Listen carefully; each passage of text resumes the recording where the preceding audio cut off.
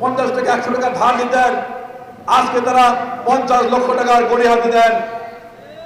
আজকে তারা মন চালে ভোরবেলা 300 ফিটে হাঁসের মাংস খেতে যান, আজকে তারা মন চালে 5 স্টার হোটেলে হাঁসের মাংস খেতে যান। তারা আবার জানেন যদি নির্বাচন হয়ে যায় তাহলে তারা আর এগুলা করতে পারবে না। এই কারণে তারা নির্বাচন চাচ্ছেন না।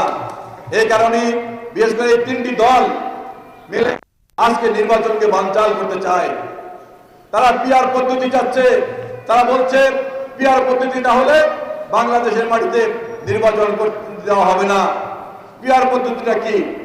এক মুরব্বী আমি দেখেছি সোশ্যাল মিডিয়ায়, তিনি বলেছেন আমি ভোট দিব ট্রাম্পকে, এমপি হবেন হিরো আলম। এটা কি সম্ভব?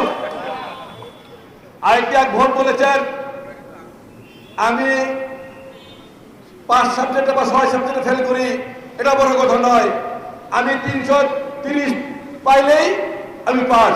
এটা হলো পিআর পদ্ধতি। অর্থাৎ করে 33 পাইলেই পাস। 5 সাবজেক্ট হোক 7 সাবজেক্ট ফেল করলেই হবে। এটা কি সম্ভব? এই কারণে এটা সম্ভব না যেন আজকে জামাত, ইসলামী আন্দোলন, এনসিপি আজকে পিআর পদ্ধতির দাবি করছে। অর্থাৎ তারা নির্বাচন চাচ্ছেন না, নির্বাচন তারা বাতিল করতে চান, বানচাল করতে চান।